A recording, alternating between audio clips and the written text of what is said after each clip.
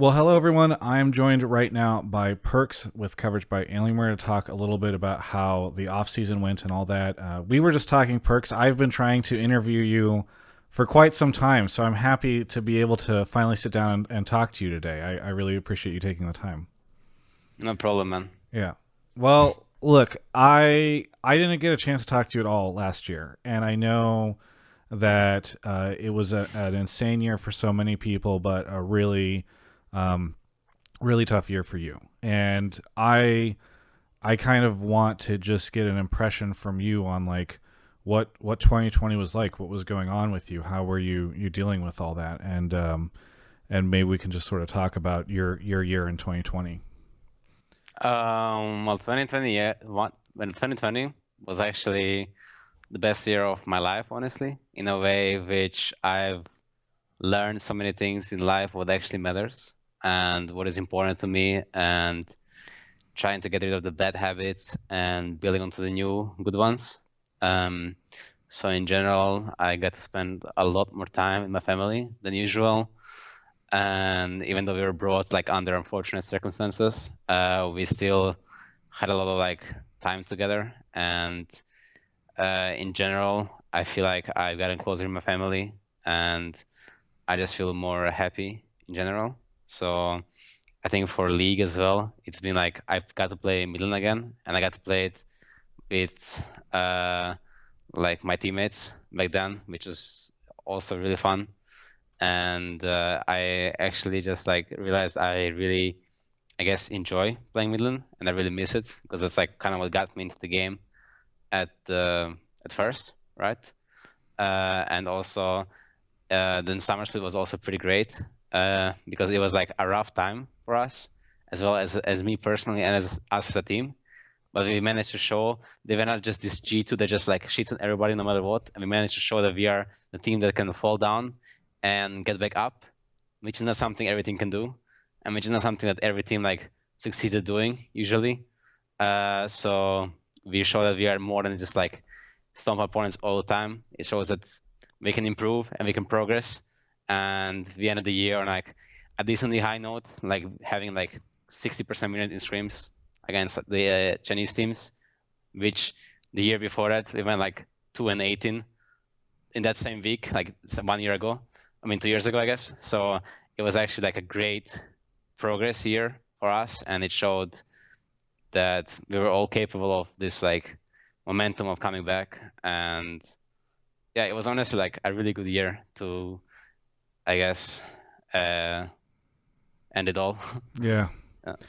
I'm really glad to hear that because I know that so many people online who support you and who are your fans really were hopeful that you were in a good place, and so hearing that you actually look at last year and you think of it fondly, I think is really fantastic to hear. One of the things that you had just mentioned was you thought a lot last year about the things that matter, and so many pro players that I talk to, people go through these early years of their adult life and they identify the things that really matter to them. So I'd love to kind of hear from you. What were the things that you learned last year that matter to you, that really count for you as a person?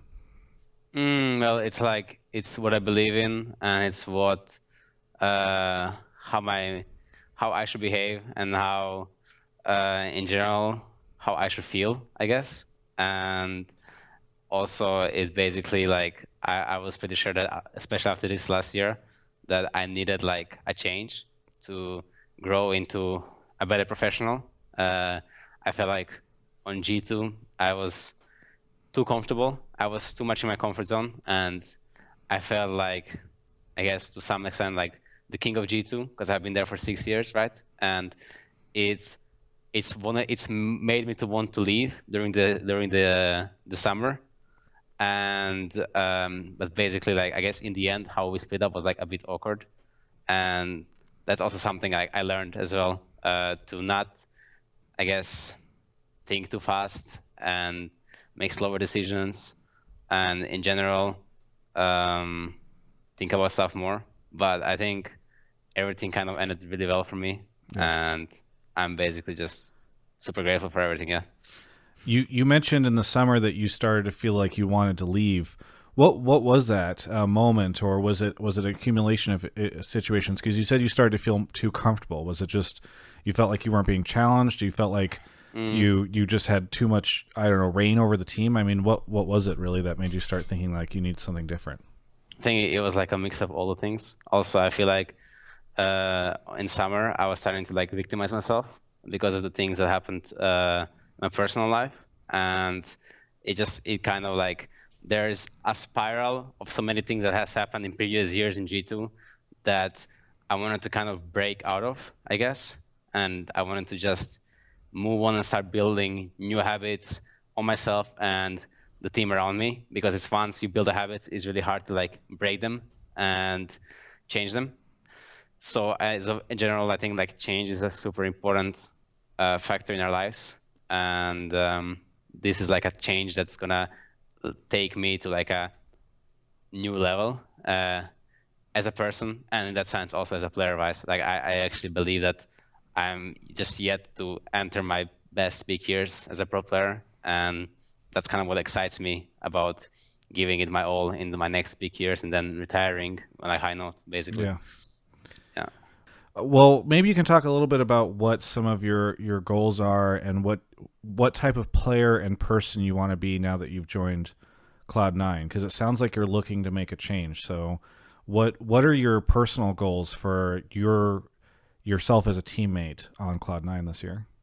I think it's just kind of like uh, accepting my role, whatever may that be, and also adapting to new circumstances. I think I'm actually pretty good at that. In my life, I had to adapt a lot, and even like playing Botland was like one very big adaptation, I must say. So I'm just looking to, I guess, take the whole skill set I've gathered in the last 5 years as a pro player, taking it all together, combining it, and building with it slowly in a new team, and just trying to see how can we, I guess, make this team better place. You know what I mean? Like Yeah. I'm just trying to be really positive, take it slow, but yet improve and progress to a better state. And I think so far I feel like, well, I'm only here like for 3 weeks, but I feel like we are going into the very right direction, and I'm really enjoying, I guess, my time here. So yeah, I'm pretty happy. Yeah. There are so many people, so many fans who think, and admittedly, I don't blame them, that it's been 2 years of North America not getting out of groups, that this region just sucks, etc. What are your personal aspirations for this? Because I was kind of hoping, or I was talking to Alfari a little bit about it, and he's like, I could have gotten similar money in EU, but I came here because I wanted to compete with this team, and so I don't know, for you, when you decided to make the decision to join Cloud9 and come to this region, did that weigh on your mind? Did you think about the issues that the region have? Do you think it's a challenge? I mean, where's kind of your mind at? Oof. Well, first of all, I can actually start this with, I'm pretty sure Cloud9 was the best competitive offer I could have in across the whole world. If you take the factors of actually like no, how is it called, cultural differences and language differences, because I had like plenty of offers from LCK and LPL as well, and for me going to those regions, it was just very scary because I felt like I would be like really homesick, and honestly, like even here, like I would feel really really anxious in NA if it wasn't for Zvenimiti. So that like weighed a really huge part in taking this decision, this step. Like honestly, if there was no Zvenimiti, I would have maybe just like taken a split off or something rather than going to something really unknown. And like I'm actually kind of scared, as well, like of going to NA. I mean, I was not right now, so I'm not as fearless as my branding sometimes appears to be. I know, but basically, I think I'm taking it as a challenge because I do believe NA has gotten like a lot of shit from me as well, and I think it's deservedly so as well.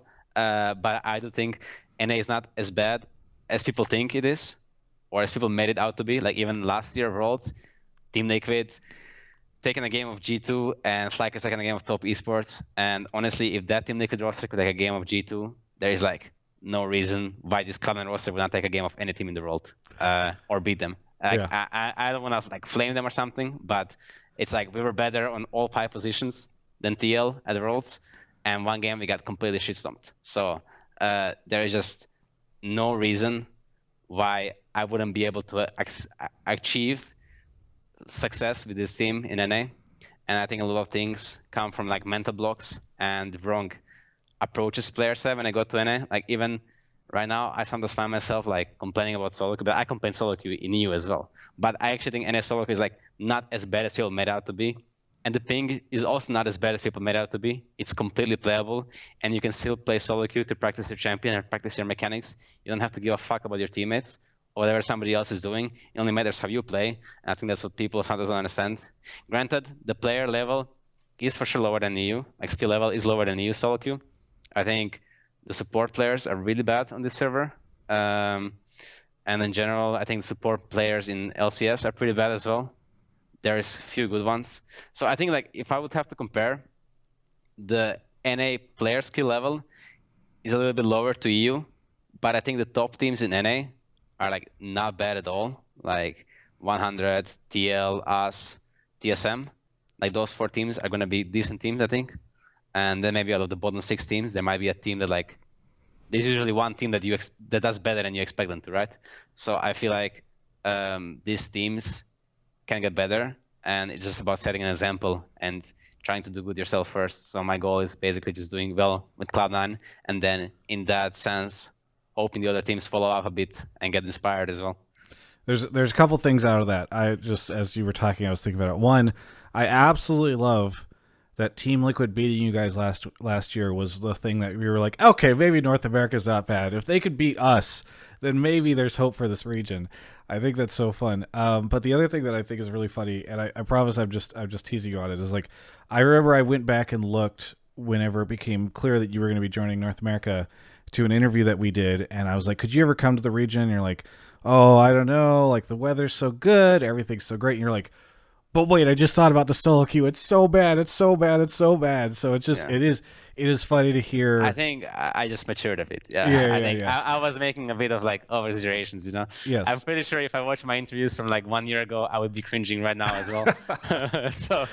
well, I will say one other thing you said in the interview is that one of the big reasons you wanted to come was because the pancakes were so good. So I don't know if you've had a chance to have pancakes since you got here, but I know that's something you were excited about. Well, the thing is, like, everything is closed right now. Yeah. But we actually had pancakes from the catering that the Cloud9 has, Yeah. and they were pretty good. They're probably not as good as when you go like somewhere and actually get like the pancakes with the maple syrup. You know, I assume they're not Yes. that good. But yeah, I like the pancakes. I just try not to eat too much sugar though. Thankfully, Cloud9 is doing such a good job as well, like giving us mostly healthy food, and sometimes we have options to eat unhealthy food if we don't want to, but like if we want to, and we have workouts as well. So in general, I feel like pretty productive, which is just the sun, the weather, everyday walk between like our houses to go to practice. Like everything is just like kind of better. In those in infrastructure sense, everything is better than it was in EU. So that feels really good, I guess. Yeah. If you enjoy the structure, do you think North America as a region just has as many issues as we might have with like supports and I don't know the different aspects of our teams? Do you think that we have better infrastructure, like better team setups and all that stuff than in Europe? Because I've heard that in the past from some players. I guess I can't judge for the other NA teams, but Cloud9 is it's just like it's a whole different world than what I had like in G2. I mean, it's like I'm not even dissing G2 here because G2 was actually pretty good at giving us what we need and taking care of us, I guess. But the fact that like I spent like 5 years of my career with having one shower in the gaming house, Yeah. and now I have a shower for myself in my own room. It's just like this itself just speaks for the difference that. And if I don't have to mention like the weather condition in Berlin is like you can't leave the house without being completely bundled up until like the spring split actually ends. And here you can, right? And it's like warm, and we have workouts together as a team. I mean, just like there is fruits every single day.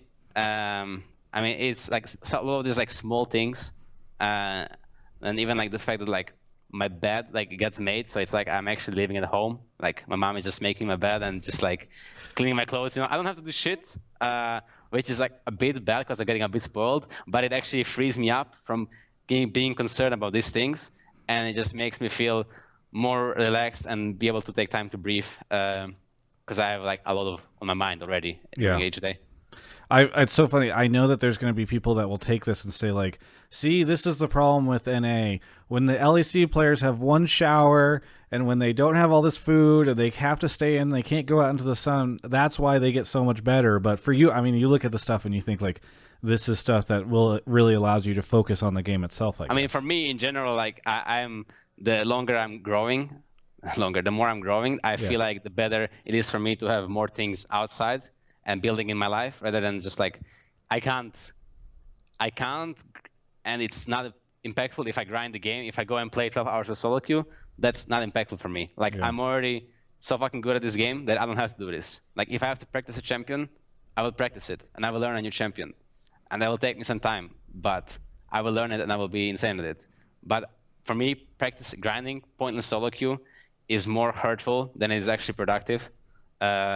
So even when I was in EU, like I was leaving the house quite a bit. I was doing a lot of things outside and hanging out with me and Mickey. Were doing some things together with Duffman, and even Carlos was like joining us. And I would love to go like outside for food and stuff like that. So in general, I like to do things outside, and I think that's something that LA is going to offer me when COVID also like slows down, right? So doing sports and doing activities, all that is like that's like the part I don't even get to like taste right now, but that's even something that makes me like more excited for me to like not burn out, stay, I guess, focus on the game as well in that sense and stuff. I mean, it's interesting you talk about the burnout thing, and anytime anybody ever brings it up, I always remember this interview that you and I did in 2018 at Worlds in Korea, where you were just talking about how utterly exhausted you were and how just like on the fringe you were of losing it. I feel like, and I'm hopeful that in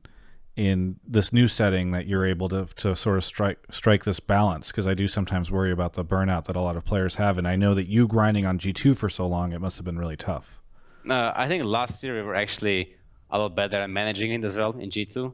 We got a lot of experience from the year before, where well, it helped that last year didn't have MSI as well, and in general, like our practice regime was a bit slower, I guess.